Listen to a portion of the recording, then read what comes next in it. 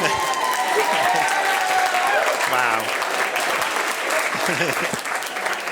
Good evening. Welcome to the Walker Arts Center and to the area premiere of Miranda July's The Future. I'm Dean Otto. I'm the Associate Curator for Film and Video, and I'd first like to thank Elizabeth Redley for her ongoing support of the Walker's Premieres program. She's here tonight. Okay. And I'd also like to thank our media partner, 89.3 The Current. Yay! We'd also like to thank Roadside Attractions for their programming support and for providing the print for tonight's screening. Miranda July is an artist perfectly suited for the Walker's multidisciplinary program. As a writer, director, and performer, she's had a long history with this organization. She was at the Walker in June of 2000 to present her films in her Big Miss Moviola compilation and also to perform.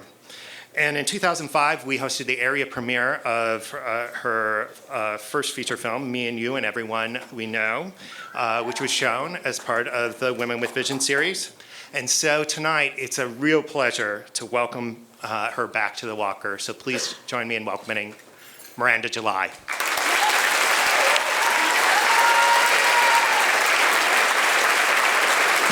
Thank you.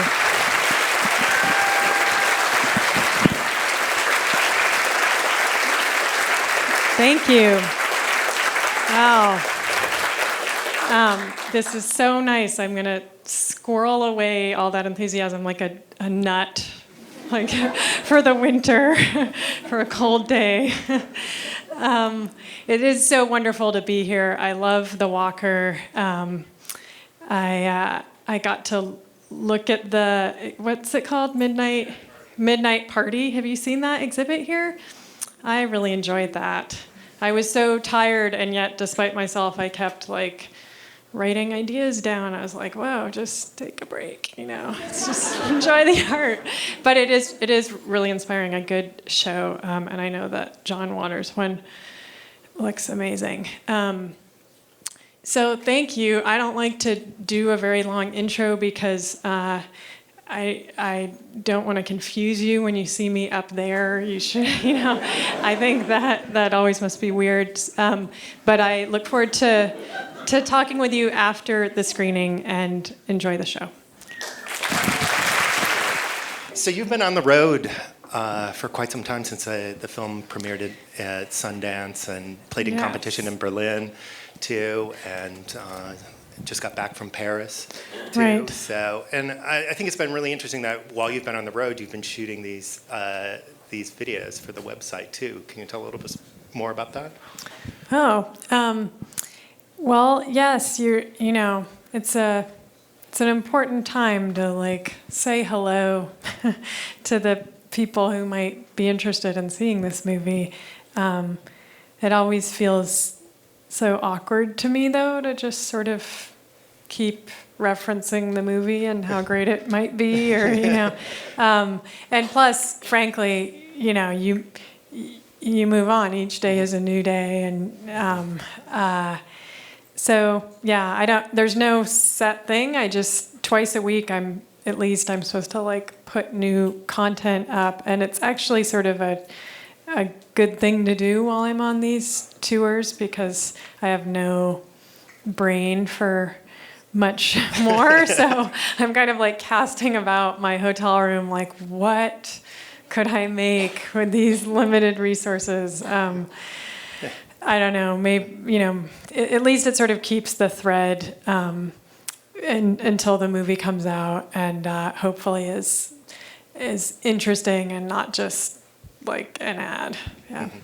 So, and you shot one here in Minneapolis. Right. Yes, I did. I was telling you, I spent kind of a long time in the hotel room yesterday. I did come from Paris, so I was pretty jet lagged, and then I was like, okay, this is just gross. I should work out. I should go to the gym. There's a gym in the hotel where that was totally empty, and I brought my phone to listen to music, but of course ended up using it to shoot a movie, which is just because the treadmill, which I'm not used, I've never been on one of those. It was somehow, it just got going way too fast the first time I went on it, and I had to kind of like get off it like a horse or something, and then disable it. So I sort of reshot that once that had happened. You can watch that. If this movie that you just saw has entirely failed you, then maybe you'll like that. Okay. But in addition to doing the films, or between your last film and this film, you've also done some other sculpture work too. That was at the Venice Biennale. Then was installed in Union Square. It's going to be out at the Pacific Design Center too, as in well. LA. Yeah. So.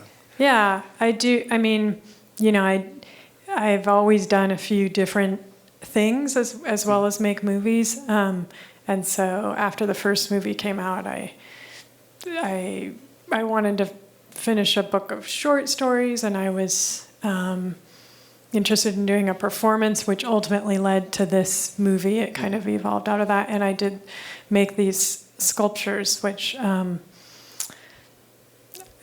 wish we could look at right now, but it's so hard to describe a sculpture.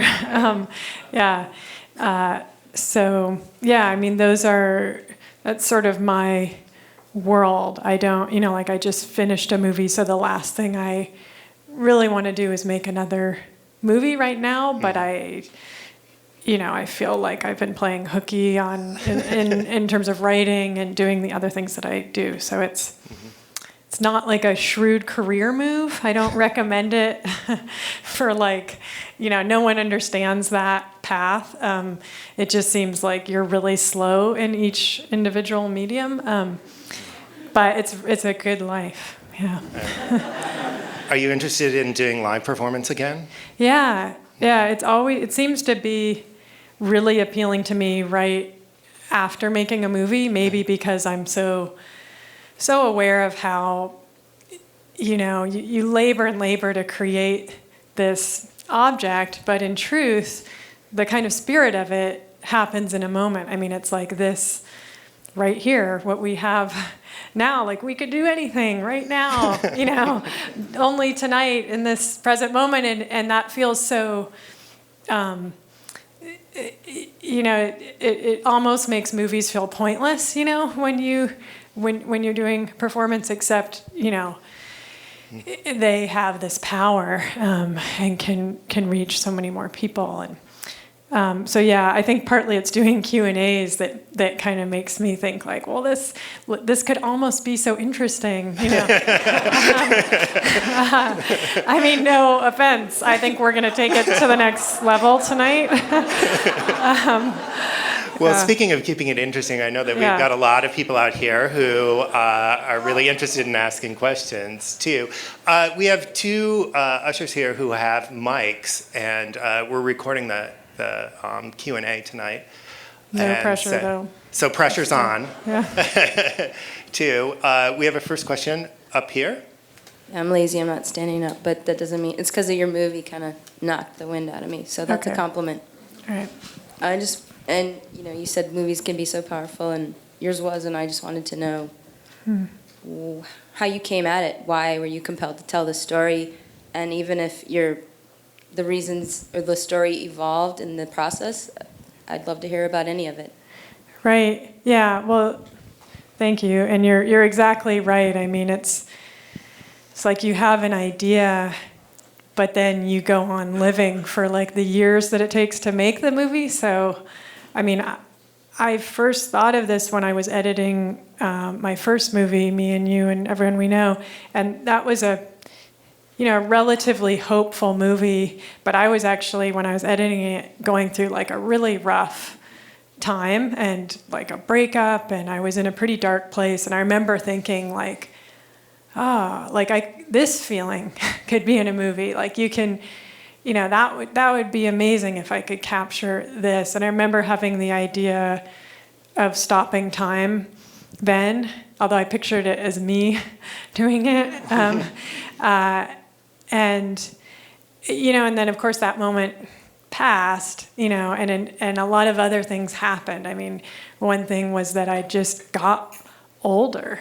I stopped being 30 and I became, 35, and somehow I jumped. And And I think my sense of the future kind of began to change. Was one thing. I met someone that I thought I wanted to spend the rest of my life with, which sort of made me think about death a lot. It was a happy, good thing, but it's also like, if you're vowing to be with someone until you die, suddenly it feels like you've just vowed to die, whereas before you might have lived forever, now you just put an end on it. And this is, it's no one of these things, but this was sort of the matrix that I was having ideas in, and I'm always trying to, and then the other big thing was this idea that had haunted me for so long, for maybe a decade, of someone who tries to flee themselves, try to sort of leave their life and their own, everything that they expect of themselves and all the ways that they know themselves. And I think as someone who's so self-identified, and if I'm not like creative and interesting every second, then who am I? And obviously I have something that's propelling that, and maybe underneath it's like a fear of like, if I don't do that, who would I be? And so it just seemed like, well, it's kind of embarrassing, especially since I'm going to play the person, but maybe that's worth looking into. If I'm going to be sort of running through my whole life, maybe I should look at that. So, those were obviously, there's many details and small things that inspired me, but those were kind of the big topics. We have another question, or no? We're right down here. 2, if you can wait just till the mic gets there. Thanks.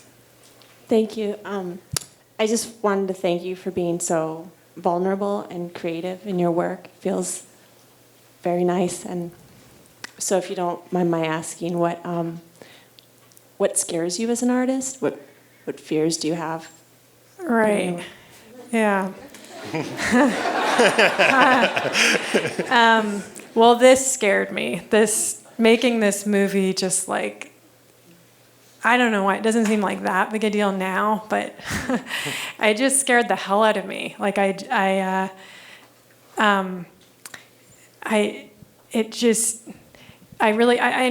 will admit some of it was I was kind of set up by the first movie, which, was the first time that I had this level of expectation, and I knew like there's no way you're gonna fail. You're gonna disappoint so many people because that was that, and you can't make that again. And then at the same time, all the stuff I was interested in, it just seemed like I kept having this image of like I was taking off all my clothes and then just throwing myself to the lions, like that was, that I was just, and that's just what I was doing. And it gets really heightened in your own mind. And it's, of course, for everyone else, they're just going to see a movie and they either like it or they don't. And it's not gonna like, it's not that big a deal, but I get so, out on a limb, and I was all through shooting it, I was kind of, I don't know if I was doing some sort of method thing as far as my character, but I was kind of in the state of my character. Like it was not a fun experience for anyone. I feel so, here these actors are like so happy that they got the part, and, it seems like it's going to be this magical experience of this, whimsical woman, and then I'm like basically like staring death in the eye for 21 days, and if you're not doing that too, well, I don't know what's wrong with you, like, and it's just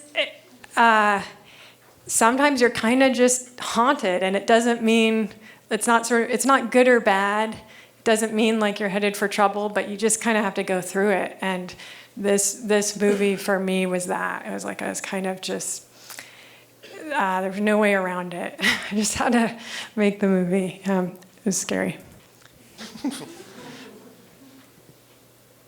All right. Other question right over here? Yeah, so I love your short stories, and I guess I'll just prompt that inevitable question. Are there more short stories coming, and if not, can there be? Yeah, that's. I mean, not short stories, but an attempt at a novel is the next thing. When I was trying to get financing for this movie and having a hard time doing it, it was kind of the heart of the recession.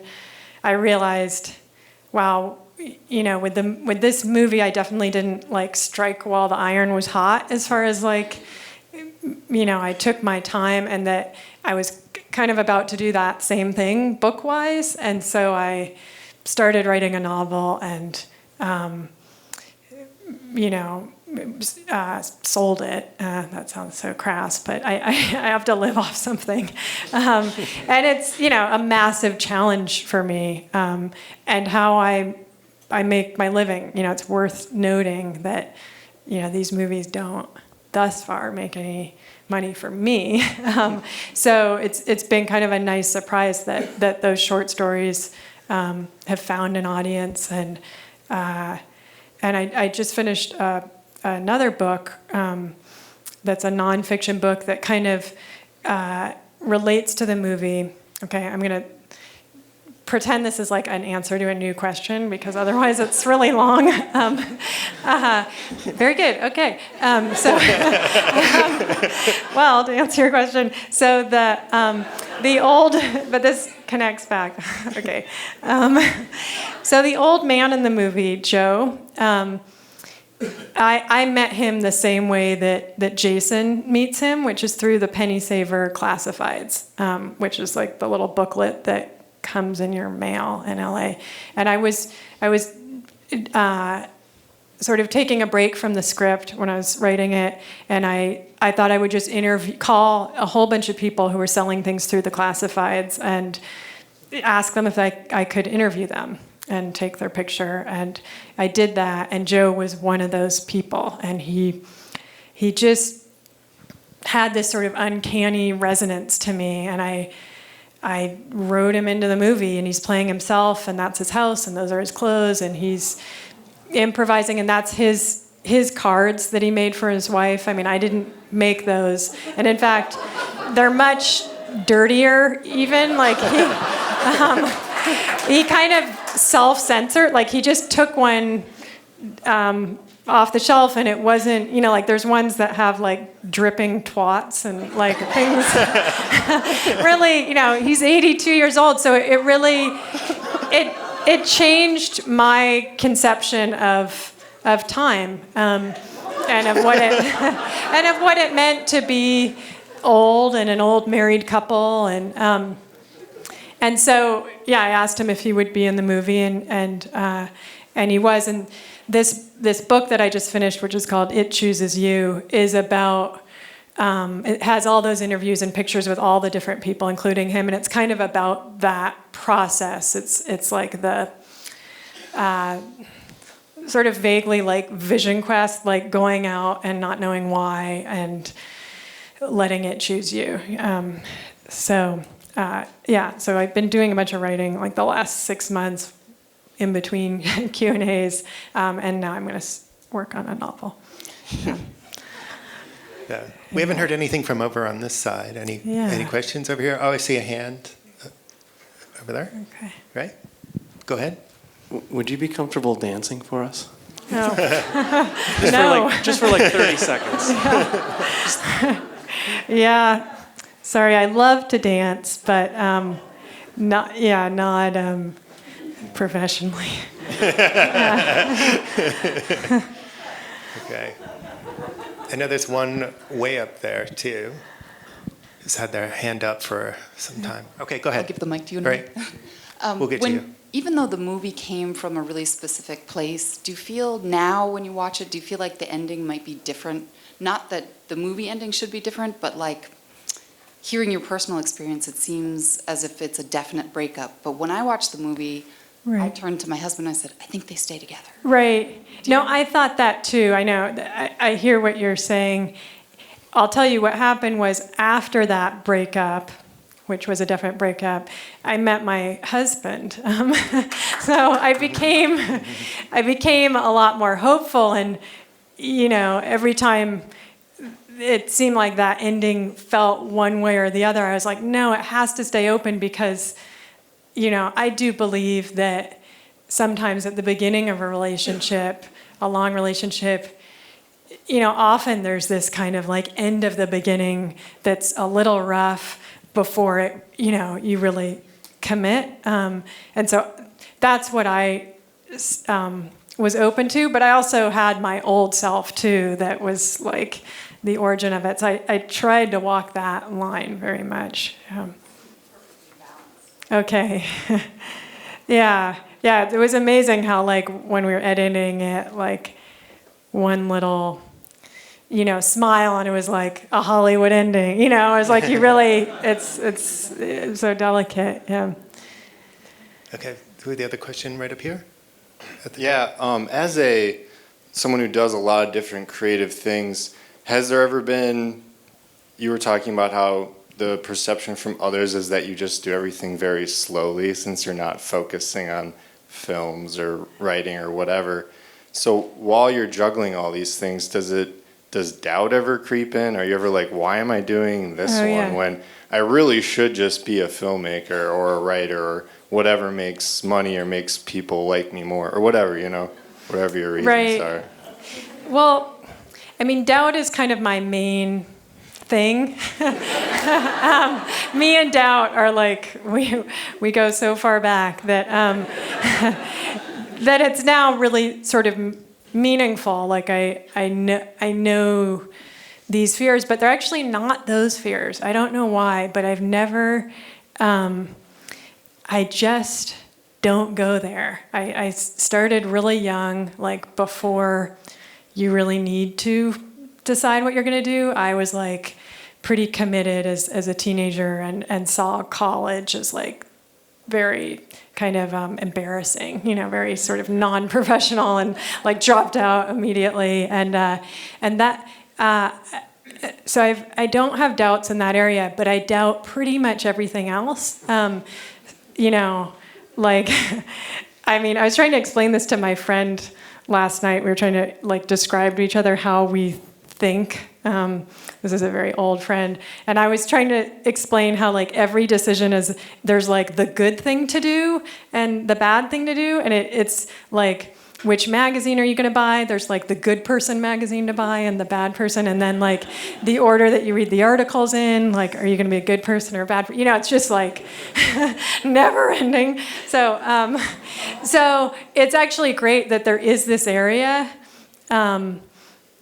where I think it's like where I practice like a little bit of self-love, where I'm not like constantly raking myself over the coals. And I mean, hopefully everyone has that kind of place where they can just be for a moment. And yeah, that's mine. Got another question right down here. Jaime? Right down. Here you go. Hi.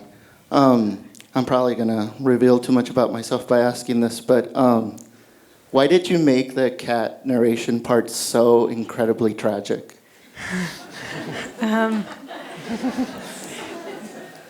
Well, I mean, I guess I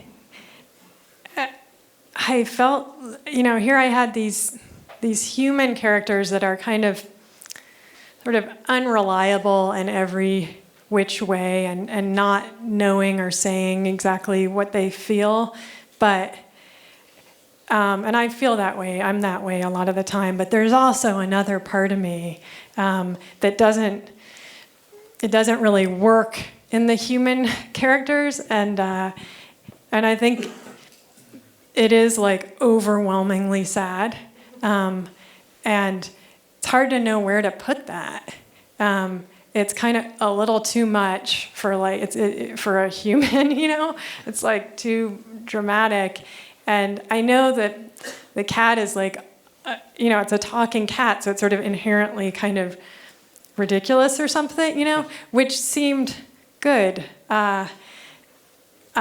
for holding all this feeling. And it's also,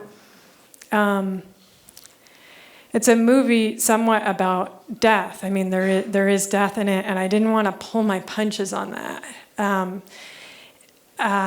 Which is to say, when I was writing, like, for example, the last monologue, I thought, okay, well, no one really knows. No one knows no critic, not the New York Times, no one's going to say that I got it wrong, what happens after death. But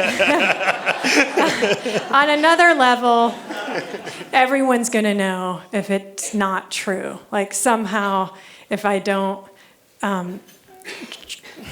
really try on that, and I guess, and so I tried every which way. I mean, I spent sort of months rewriting that as the very last thing I did for the movie.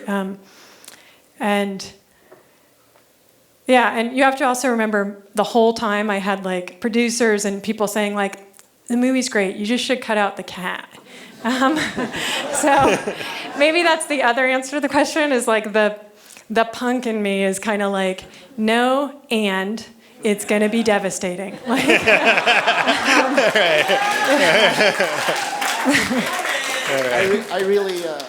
I really like the film, but I have to tell you that I dreaded every time it went back to that. So I don't know if that was your intention. Right, I know, it's a little tough. All right, we'll take one more question before the reception here. Hi. So just post-watching the film, one thing I was thinking about was just this idea of belonging. And I think like that comes up immediately with the cat, and like the cat sort of forgetting about this other life it had. Right. And I wondered if you could talk about that, maybe like choosing to like not acknowledge certain parts of yourself, or if like that was your intention, or like Right. if there's a connection there. Yeah, I mean, that's such a long thing. I had so many years of thoughts about that. I mean, there were, I guess, two main things. One, I was thinking about the way that we kind of wait for someone to come for us, to save us. I think I waited for a long time for my parents to like come get me, and then until I realized like, oh, not only is that not going to happen, but they're totally doing something else, and that's fine, And I'm, in my late 30s now. And so there was sort of like, well, what does that mean when you let go of that? Your parents aren't going to come. There's no man that's going to come. Like really, like when you let go, what is that the beginning of, when you stop waiting for your real life, to begin? And then also, I think it had to do with getting married and stuff like that, which, I've been like holding the candle of like the most alone person in the world for so long. No matter who I was with, I was always just like, in my heart, I am alone forever.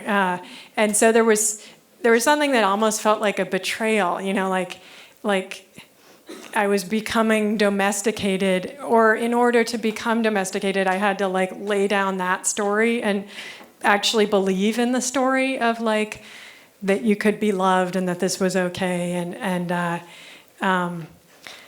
so those different ideas about like wildness, or this kind of this life that's alone in the night, I think that was a big part of like what this decade meant for me. So I mean, this is all, I'm like giving you the cliff notes here or whatever. Like there's no way that anyone's gonna just know all of this watching it, but I figure this, you're sort of gonna go and tell other people, and then it won't be like it came from me, you know. It'll be like, you know, what I think is, be like, you're all just really smart, which you are. Okay, digging myself in a hole. Should we have the reception now? Yeah. Okay. Well, Okay. yeah. Thank you.